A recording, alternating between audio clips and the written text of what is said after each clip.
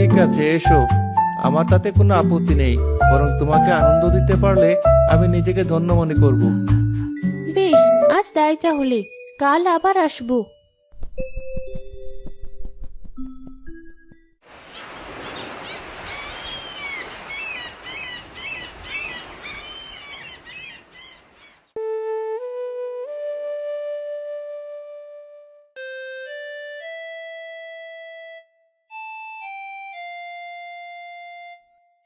আজকাল তোকে যে আর ডাকতেই হয় না, আমি ওঠার আগেই দেখি গরু নিয়ে মাঠে চলে যাস।